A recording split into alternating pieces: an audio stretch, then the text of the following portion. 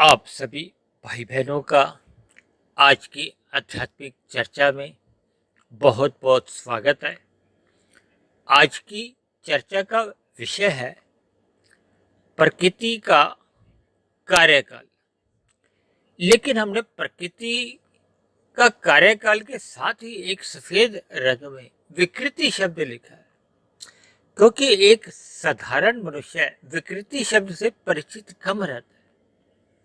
इसलिए मैंने उसको एक शब्द से छोटे से रूप में दिया है ताकि इसका भी अर्थ हम जान लें।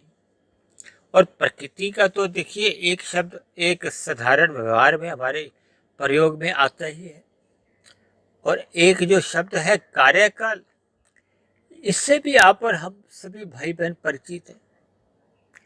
क्योंकि कार्यकाल किसका होता है? देखिए, काल को समय से जोड़ा जाता है और कार्य को क्रिया से जोड़ा जाता है। जैसे कहते हैं ना, अब हमारे भारत में लोकसभा का कार्यकाल कितना होता है? 5 साल का। ऐसे ही विभिन्न प्रकार के ये कार्यकाल गिने जाते हैं।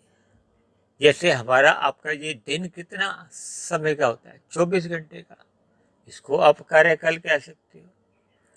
60 सेकंड का 1 मिनट होता है और 60 मिनट का 1 घंटा होता है। 24 घंटे का 1 दिन होता है और 365-66 दिन का ये 1 वर्ष माना जाता है। भले ही ये सभी कार्यकाल, ये जो अभी हमने बात की समय की, ये विभिन्न भौगोलिक एक जो तथ्य हैं उन पर आधारित है।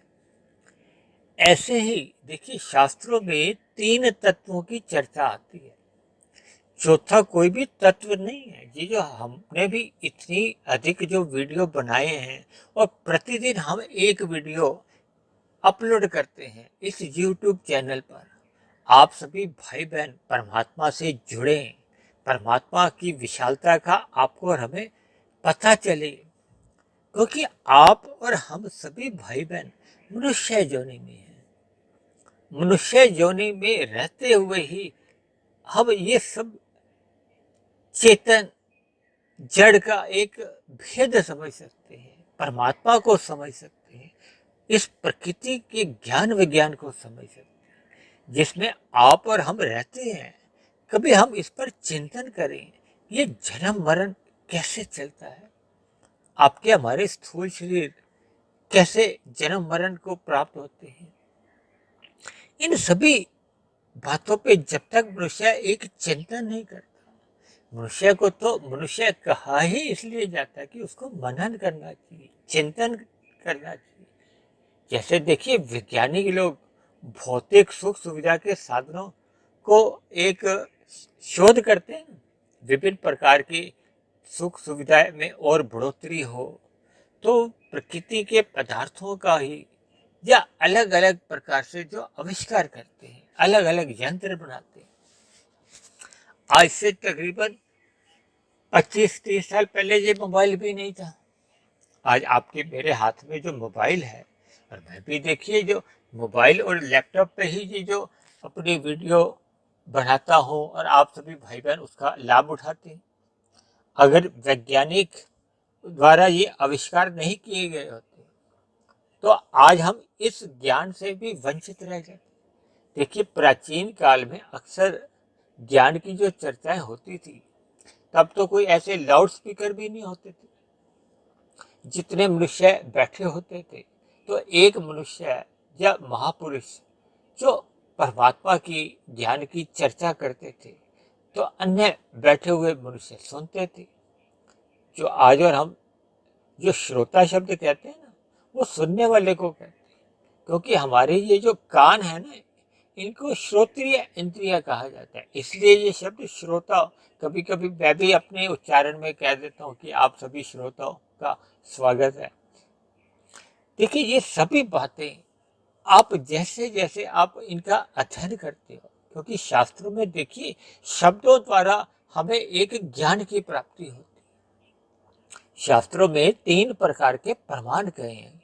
अक्सर मनुष्य अपनी बोलचाल में अक्सर इस बात पे कह देता है, इस बात का क्या प्रूफ है? देखिए, प्रूफ शब्द अधिक इस्तेमाल होता है, प्रमाण शब्द कम इस्तेमाल होता है, जबकि दोनों का अर्थ एक ही है। हिंदी में प्रमाण कहा जाता है। शास्त्रों में मुख्य रूप से 3 प्रमाणों की चर्चा आती है: शब्द प्रमाण, अनुमान प्रमाण और तीसरा जो एक है प्रत्यक्ष प्रमाण।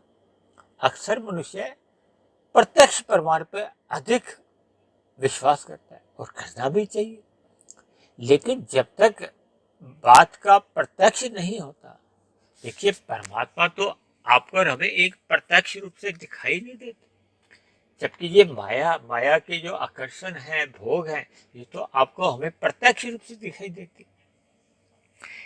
और अक्सर मनुष्य इस प्रकृति के पदार्थों पे तो पूर्ण रूप से विश्वास कर लेते हैं। और जो ये जो युग परिवर्तन हो रहे हैं, या जो आपके हमारे जीवन में घटनाएं हम देखते हैं, इन पर हम जो प्रत्यक्ष रूप से देखने में आता है, उस पर हम विश्वास करते हैं। लेकिन शास्त्रों की जितनी भी बातें हैं, देखिए भौतिक ज्ञान में तो बार बार परिवर्तन होते रहते हैं।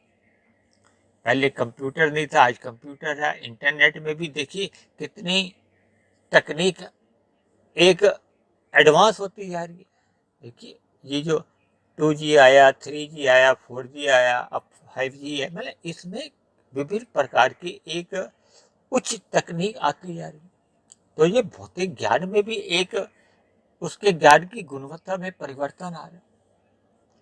तो ये परिवर्तन तो देखिए चलते रहते हैं, लेकिन जो परमात्मा का जिस ज्ञान की हम चर्चाएं करते हैं, क्योंकि आप सभी भाई बहन इस बात से परिचित हैं, क्योंकि हमारा तो आध्यात्मिक ज्ञानात्मक चैनल है। यह जितने भी हम बातचीत करते हैं, जो भी परमात्मा या प्रकृति या आत्मा, इन 3 तत्वों पे जितने भी हम विषय लेते हैं, उन सभी विषयों का प्रत्यक्ष रूप से या अप्रत्यक्ष रूप से हम सभी मनुष्यों का एक उनसे एक रोजमर्रा की कह लो, या हमारी जो दिनचर्या में जो परिस्थितियां घटती हैं, उनसे संबंध बना रहता है। और मेरी तो कोशिश ही ये रहती है कि जितने भी विषय लिए जाएं, उनका एक साधारण मनुष्य से संबंध हो, और उस संबंध को शास्त्रों के गूढ़ रहस्यों से कुछ इस तरह जोड़ा जाए कि आपका हमारा ज्ञान भी एक प्रभावशाली ढंग से कार्य शरीर में एक स्थित हो, ताकि हम इस ज्ञान के प्रति, परमात्मा के प्रति एक हमारा झुकाव हो। क्योंकि देखिए भौतिक सुख सुविधाओं में हम जितना भी जीते जाते हैं, उनका कोई अंत नहीं है। मेरा ऐसा अभिप्राय भी नहीं है कि हम भौतिक सुख सुविधाओं का एक सदुपयोग नहीं करें। देखिए, लेकिन हम उन सभी सुख सुविधाओं का एक सदुपयोग उतने अंश तक ही करना चाहिए कि वो हमें लाभ दे। यदि हम उन सुख सुविधाओं को एक भोग प्रेरणा से हम उनमें जीने लगते हैं, और जैसे जैसे हम मनुष्य परमात्मा से विमुख होते जाते हैं, तो फिर हम प्रकृति से अधिक जुड़ते जाते हैं। क्योंकि देखिए प्रकृति जिसकी आज हम मुख्य रूप से चर्चा कर रहे हैं, कि प्रकृति का कार्यकाल, और प्रकृति के एक साथ ही हमने एक शब्द लिखा है विकृति। क्योंकि साधारण मनुष्य विकृति से परिचित कम रहता है, जबकि प्रकृति शास्त्रों में बताया गया है कि जब तमोगुण, रजोगुण और सतोगुण, इन 3 गुणों की सम अवस्था रहती है, इनको एक इकाई कहा जाता है, उसी को ही प्रकृति का नाम दिया गया। जबकि एक साधारण मनुष्य पृथ्वी, जल, अग्नि, वायु, आकाश को ही एक प्रकृति समझता है, एक सामान्य ज्ञान के अनुसार। क्योंकि आपके हमारे जो शरीर हैं, जो हमारे आपके व्यवहार में चलते हैं, या आप हम अपने जीवन में जहाँ तक भी अपनी नज़र दौड़ाते हैं, या जहाँ तक भी हम अपने जो विषय भोग का ग्रहण करते हैं या भोगते हैं, वो केवल इन पदार्थों के ही बने हैं। शास्त्रों में इन सभी पदार्थों की एक विस्तार से चर्चा आती है।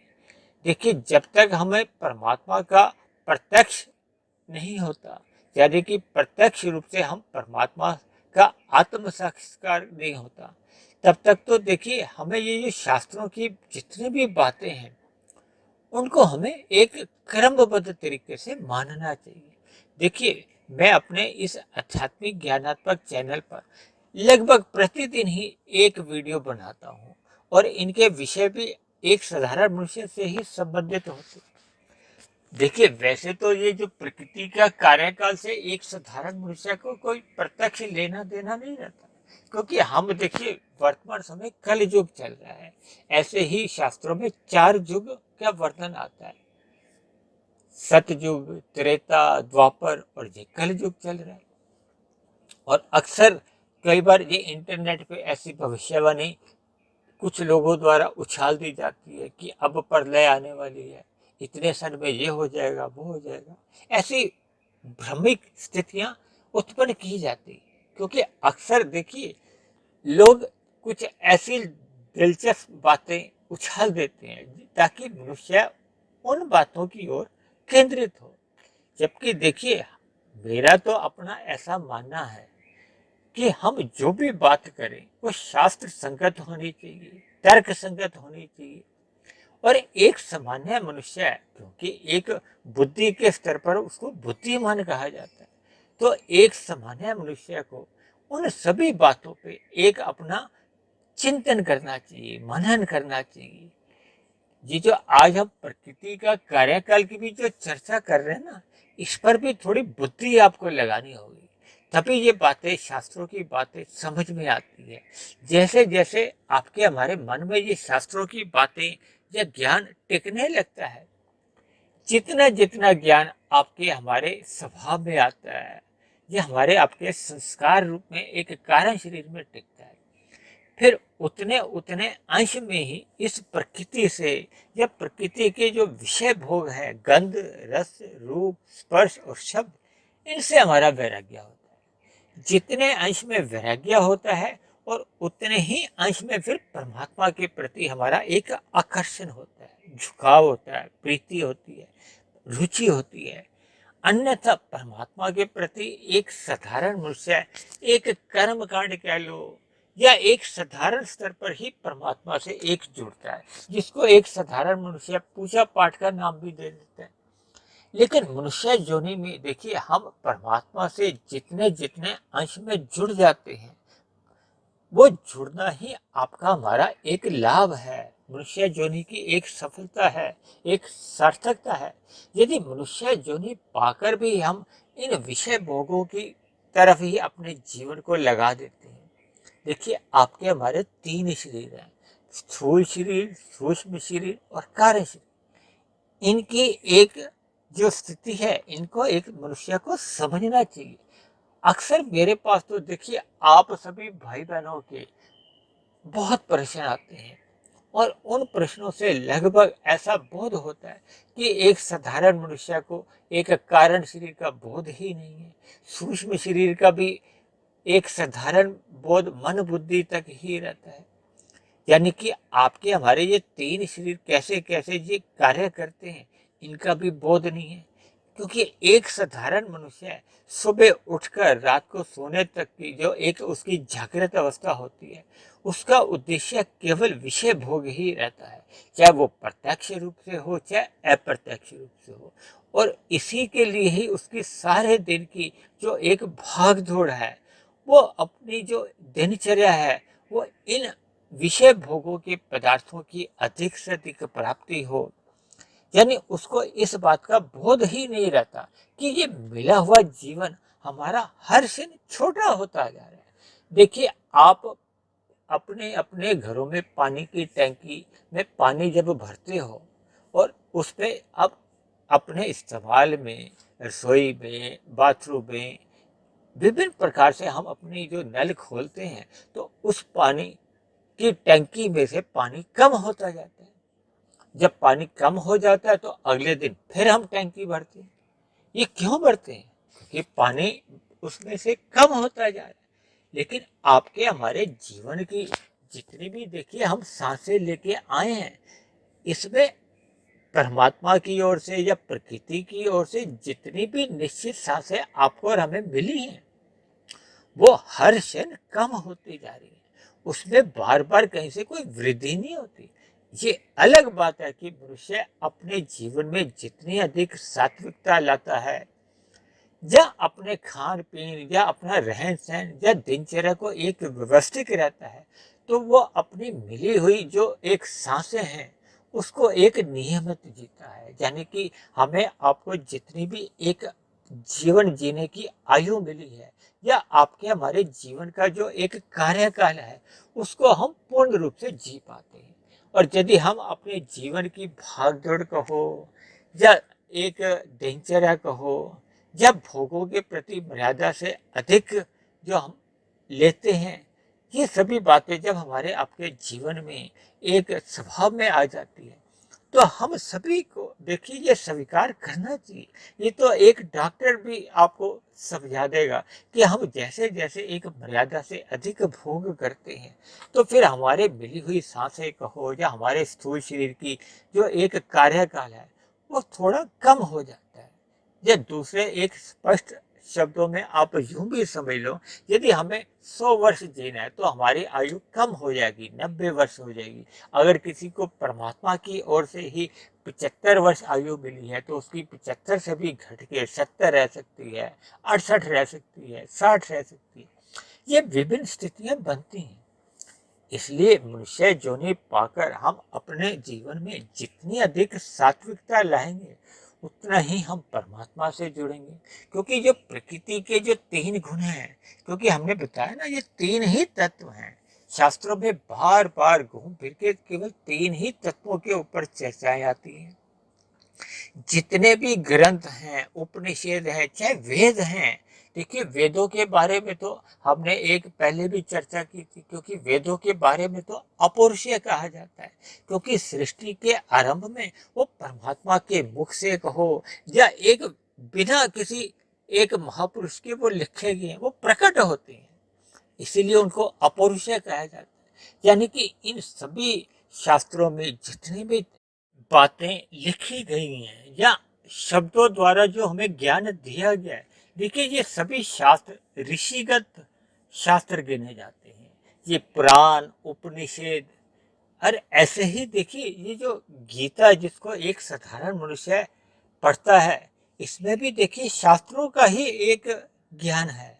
यानी कि ये जितना भी आध्यात्मिक ज्ञान है, ये आप सभी भाई बहनों के लिए, हमारे लिए इनको हमें पढ़ना चाहिए। ये शब्द ज्ञान है।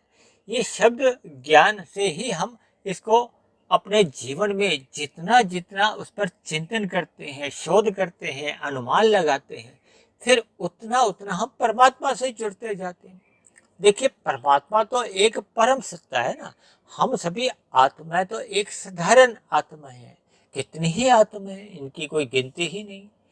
लेकिन प्रकृति, आत्मा और परमात्मा, इन 3 तत्वों में केवल 2 तत्व, आत्मा और परमात्मा, चेतन तत्व कहेंगे।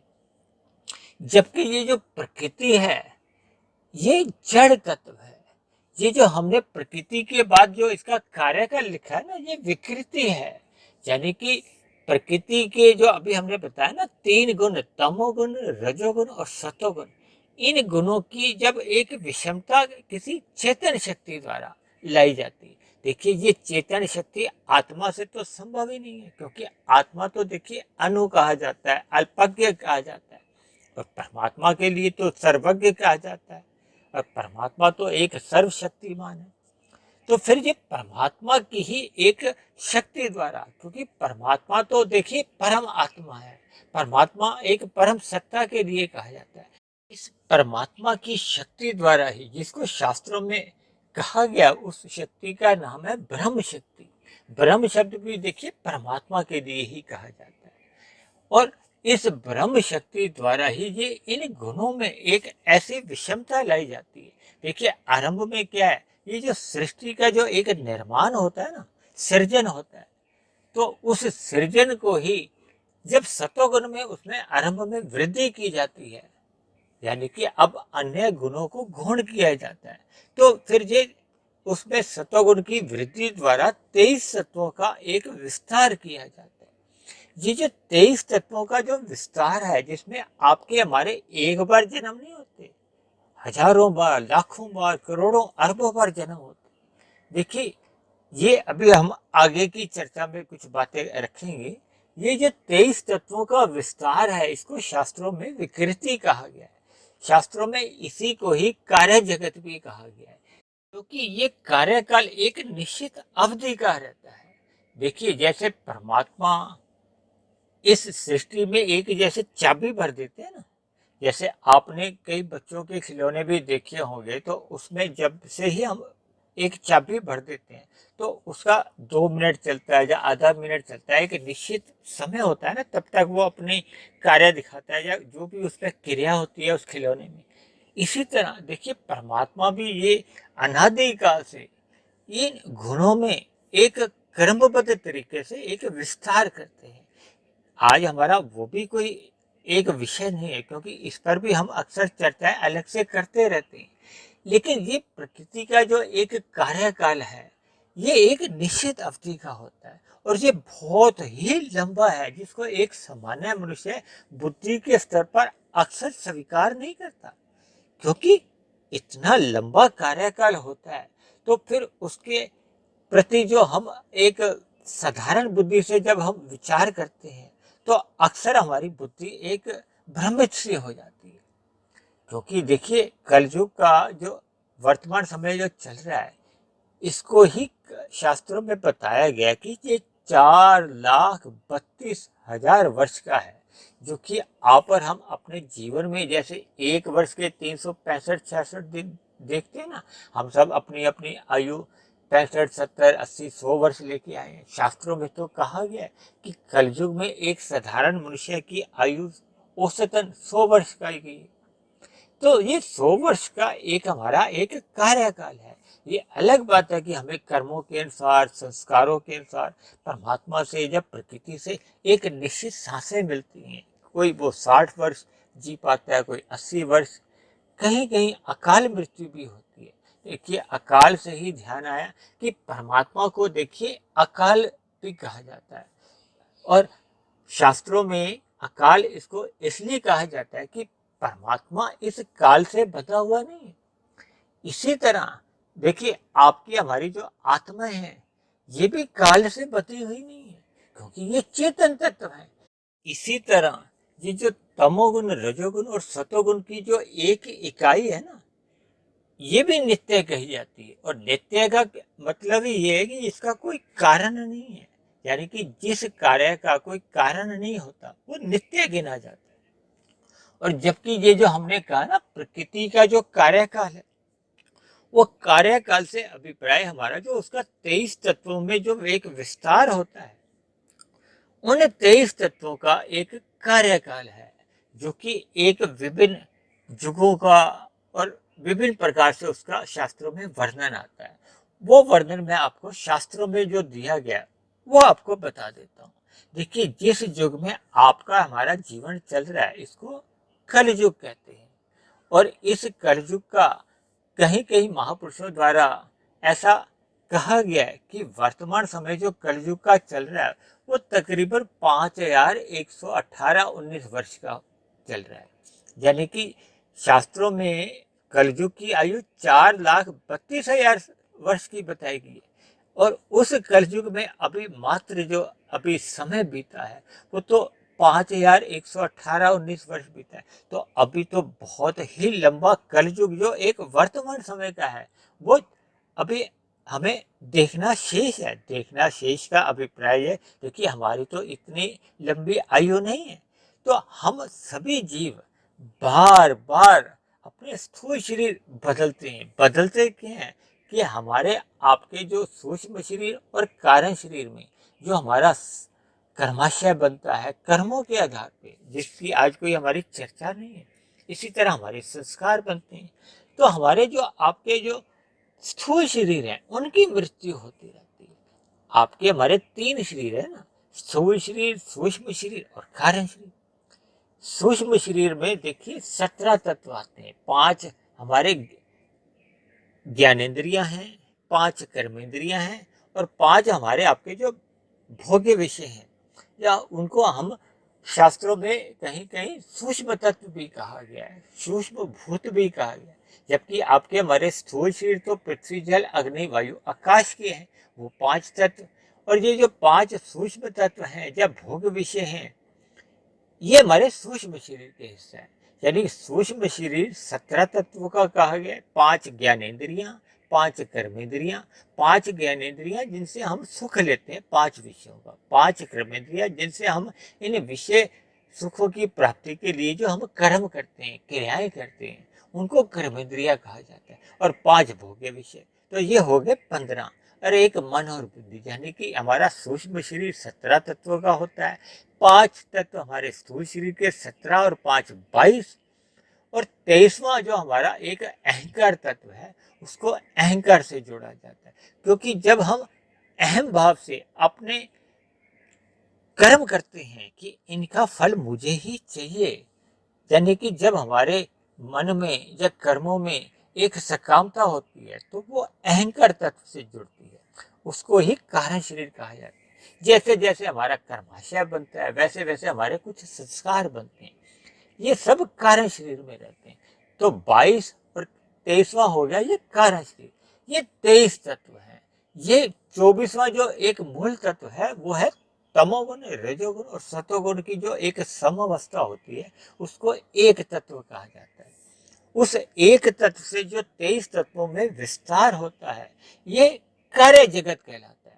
और इसका जो कार्यकाल है, यानी कि ये जो 23 तत्वों का जो एक विस्तार या कार्य जगत या इसका जो एक समय सीमा है, वो शास्त्रों में जो बताई गई है, वो मैं अभी आपको बता रहा था कि कलयुग का समय कहा जाता है 4,32,000 वर्ष का। और इससे दुगना होता है द्वापर का, इससे तिगना होता है त्रेता युग का, और इससे 4 गुना होता है सतयुग का। देखिए, इन 1 से 2, 3, 4 गुना का वर्णन करने में ही कितने वर्ष आ जाते हैं, कितना लंबा कार्यकाल आ जाता है। और शास्त्र इससे आगे और बात बताते हैं कि इन 4 युगों का जब एक अंत होता है, तो इसको कहा जाता है कि एक चतुर्युग, यानी कि उसमें एक बार सतयुग आता है, एक बार त्रेता, एक बार द्वापर और एक बार कलयुग।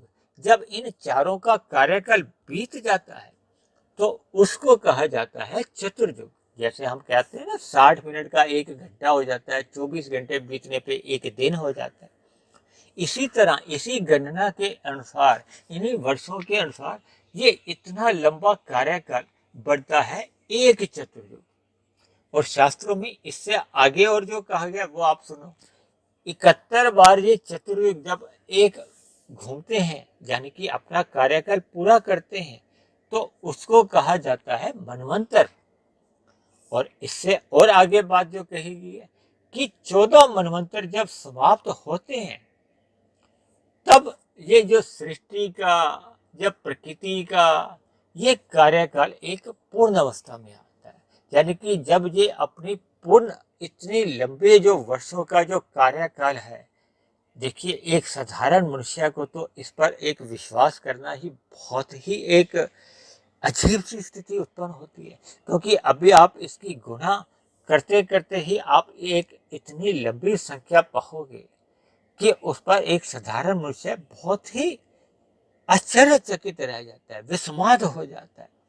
ये इसलिए देखिए हम इस पर चर्चा कर रहे हैं, ताकि हमें परमात्मा की विशालता का, परमात्मा के दिव्य गुणों का, परमात्मा की सर्वव्यापकता का हमें बोध हो। क्योंकि हम आप जो अपना जीवन जीते हैं, वो तो देखिए प्रकृति के इन 5 विषय भोगों के लिए ही जीते हैं। और इन्हीं के लिए ही मनुष्य धर्मानुसार जब कर्म करता है, तब तो उसकी स्थिति रजोगुण की बताई जाती है।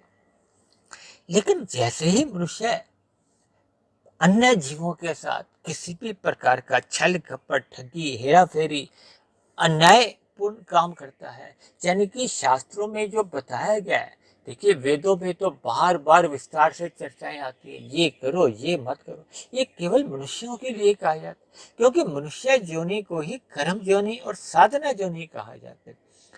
84 लाख जोनियां बताई गई हैं। 84 लाख जोनियों में केवल मनुष्य जोनि को ही कर्म जोनि और साधना जोनि कहा गया। शेष सभी जोनियां तो देखिए भोग जोनि है।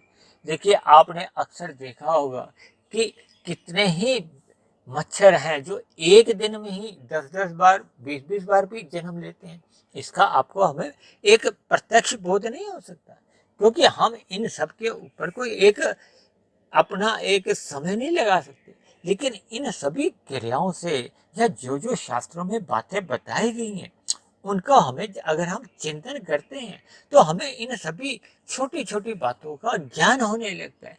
देखिए जब हम रात को सो जाते हैं, हम 6 घंटे सोते हैं, कोई 8 घंटे सोता है, क्योंकि हम सबकी अलग अलग नींद है। कोई सात्विक नींद लेता है, कोई राजसी, कोई तामसी। लेकिन हम जितनी भी नींद ले लेते हैं और उसके बाद जब हम जागते हैं तो हमें सोई हुई अवस्था में हमने जितने भी घंटे गुजारे होते हैं उसका आपको हमें बोध नहीं होता। एक साधारण मनुष्य को अपनी ये आयु कभी कभी तो बहुत छोटी लगती है और कभी कभी ये अपनी मिली हुई आयु ही बहुत लंबी लगती है। यानी कि परमात्मा की या प्रकृति की ये जो जितनी भी बातें हैं, इन पर आप जितना शोध करोगे, जितना चिंतन करोगे, जितना मनन करोगे, फिर उतना उतना आपको परमात्मा से जुड़ना संभव हो पाता है। और प्रकृति से मैंने बताया ना, उतने उतने अंश में हमारा फिर वैराग्य होने लगता है। ये वैराग्य होने पर ही परमात्मा से देखिए हमारी प्रीति हो पाती है। ये प्रकृति का कार्यकाल कोई हमारे एक जानने योग्य कोई इसलिए नहीं है कि इससे हमें कोई विशेष एक ज्ञान होना है, लेकिन इससे हम परमात्मा की एक विशालता को पहचान सकते हैं। जब हम परमात्मा की विशालता को समझ लेते हैं, पहचान लेते हैं, तो फिर परमात्मा से जुड़ना आपके हमारे लिए एक आसान हो जाता है। क्योंकि जब देखिए हम संसार में भी हम किसी के गुणों से जुड़ते हैं, किसी के धन देख के या किसी का कोई एक अन्य गुण देख के, किसी की आवाज़ अच्छी है, किसी में सुंदरता है या किसी में अलग प्रकार का कोई गुण होता है, तो हम उससे जुड़ना चाहते हैं। इसी तरह परमात्मा के जब दिव्य गुणों का आपको और हमें बोध होता है, देखिए आपके हमारे स्थूल शरीर मर जाते हैं, उसके बाद सूक्ष्म और कार्य शरीर फिर कहाँ चले जाते हैं, इस पर अक्सर एक साधारण मनुष्य चिंतन ही नहीं करता। देखिए इस पर चिंतन एक साधारण मनुष्य को करना चाहिए। हम तो देखिए अलग अलग विषयों पर विभिन्न विभिन्न चर्चाएं करते हैं और किसी विषय पर हम अंतिम रूप से तो अपने चर्चा नहीं रख सकते, क्योंकि चर्चा का तो देखिए आधे घंटे पौने घंटे। इसी बात पे मेरे ध्यान आया, आपने एक चर्चा की थी मनुष्य के मरने के बाद का अगला जन्म, जो कि पौने 3 घंटे की थी। और अक्सर एक साधारण मनुष्य में कोई ऐसी रुचि नहीं दिखाई कि उस वीडियो को हम पूर्ण रूप से सुनी हो। देखिए अक्सर एक साधारण मनुष्य क्या है कि भौतिक ज्ञान लेने के लिए तो देखिए 20-25 वर्ष लगा देता है, उस पर कभी कोई प्रश्न चिन्ह नहीं लगाता। लेकिन अक्सर मनुष्य इन परमात्मा के रहस्यों को या प्रकृति के जो इन गुणों का जो एक तत्व ज्ञान है या आत्मा और परमात्मा का जो एक सूक्ष्म ज्ञान है, ये वो चाहता है कि मुझे कोई एक ऐसी वीडियो 5-10-15 मिनट की बता दो जिसमें मैं पूर्ण ज्ञान मुझे समझ में आ जाए। देखिए ऐसा एक साधारण स्तर पर संभव नहीं हो पाता, क्योंकि परमात्मा की एक विशालता को आप 10-15 मिनट में सीमित नहीं कर सकते। देखिए जन्म के जन्म बीत जाते हैं। मैंने अक्सर आप सभी भाई बहनों को कई बार बताया कि मैं भी पिछले 22-25 वर्षों से तकरीबन रात को 1-1:30-2 बजे तक उठ जाता हूँ और परमात्मा से जुड़े हुए शास्त्रों का मैंने इतना अध्ययन किया है, महापुरुषों को भी बहुत सुना है और उस पर बहुत ही चिंतन करते हुए बहुत कुछ लिखा भी है। और अब पिछले 2.25 वर्षों से ये जो मैं प्रतिदिन एक वीडियो बनाता हूँ, इन सभी बातों पर देखिए एक दिन में कोई ज्ञान नहीं होता। इसलिए मेरी आप सभी भाई बहनों से विनती है कि इन सभी वीडियो को सुनने का हमारा एक ही उद्देश्य होना चाहिए कि हमने परमात्मा से जुड़ना है। और ये जो प्रकृति के ये जो विषय भोग हैं, इनको हमने केवल एक मर्यादा में लेना है, क्योंकि आपकी हमारी स्थूल शरीर की कुछ आवश्यकताएं हैं। इससे तो देखिए शास्त्रों में भी इनकार नहीं किया गया। शास्त्रों में तो यहाँ तक भी कहा गया है कि ये जो हम अपने स्थूल शरीर की आवश्यकताओं के लिए भी जितने कर्म करते हैं, इनको भी आप निष्काम कर्म ही समझ लो। क्योंकि जब जब हम सकाम कर्म करते हैं तो फिर हम माया से बंधते हैं, हमारा आपका कर्माशय बनता है। स्थूल शरीर एक समय सीमा के बाद मर जाते हैं और सूक्ष्म शरीर और कारण शरीर में जैसी जैसी कर्मों की स्थिति होती है, संस्कारों की स्थिति होती है, फिर हमें अगला जन्म मिलता है। यानी कि ये जो सृष्टि का, प्रकृति का ये जो कार्यकाल चल रहा है, इसमें हम एक बार जन्म नहीं लेते, हजारों, लाखों, करोड़ों, अरबों बार जन्म लेते हैं। ऐसी सभी ज्ञान की स्थितियां मनुष्य को ब्रह्म मुहूर्त में जब वो अध्ययन करता है, शास्त्रों का अध्ययन करता है, यानी कि सतोगुणी साहित्य का अध्ययन करता है, स्वाध्याय करता है, या ऐसी ही कोई वीडियो का, देखिए मैं तो अक्सर आप सभी भाई बहनों से विनती करता हूँ कि मेरी बनी हुई वीडियो को भी आप प्रारंभ से लेकर अंत तक ब्रह्म मुहूर्त में ही सुने तो ज़्यादा अच्छा रहता है। क्योंकि ब्रह्म मुहूर्त में सतोगुण की एक सर्वोत्तम अवस्था होती है, अनुकूल परिस्थितियां होती हैं। तो ऐसे समय पे जब हम इन परमात्मा की या आध्यात्मिक बातों को सुनते हैं या उस पर शोध करते हैं, चिंतन करते हैं, तो फिर हमें जो परमात्मा के शास्त्रों की जो सूक्ष्म कड़ियाँ हैं वो समझ में आने लगती है। और जैसे जैसे शास्त्रों की बातों हमें विश्वास होने लगता है, उनके गूढ़ रहस्यों का समझ आ जाती है, तर्क बुद्धि के स्तर पर हमारी बुद्धि उनको मान लेती है, स्वीकार कर लेती है, फिर उतने उतने अंश में ही हमारा कारण शरीर में ये जो अज्ञानता के संस्कार बने होते हैं, बुरे संस्कार बने होते हैं, वो समाप्त होने लगते हैं, दग्ध बीज होने लगते हैं।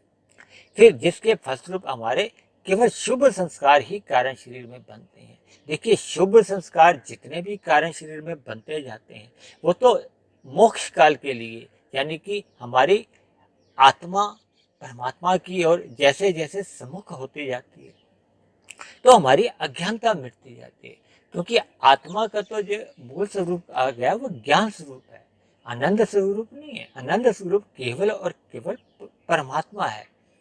इसलिए मनुष्य जैसे जैसे इस प्रकृति के विषय भोगों से अपने आप को जो एक बल रूपी आवरण से हटा देता है तो फिर उसका मूल ज्ञान एक सहज स्थिति में वापस लौट आता है। और मनुष्य ज्ञानमय स्थिति में लौट आने के बाद फिर सहज ही, क्योंकि आत्मा तो चेतन तत्व है, परमात्मा एक परम चेतन तत्व है, तो आत्मा और परमात्मा का एक सजातीय संबंध है। सजातीय संबंध होने के कारण फिर आत्मा का परमात्मा से एक सहज प्रीति, आकर्षण, लगाव बन जाता है। और फिर जितना जितना हम परमात्मा के सम्मुख होते हैं फिर उतने उतने अंश में हमें भी परमात्मा का आनंद मिलता है। जैसे हम सूर्य के सामने सम्मुख होते हैं तो फिर सूर्य के प्रकाश की किरणें हमें भी मिलती है ना। इसी तरह परमात्मा के आनंद की किरणें हमें मिलने लगती जैसे जैसे हम परमात्मा के सम्मुख होते हैं। तो इसलिए मेरी आप सभी भाई बहनों से विनती है कि ये सभी बातों पर आप शोध कीजिए, चिंतन कीजिए, मनन कीजिए।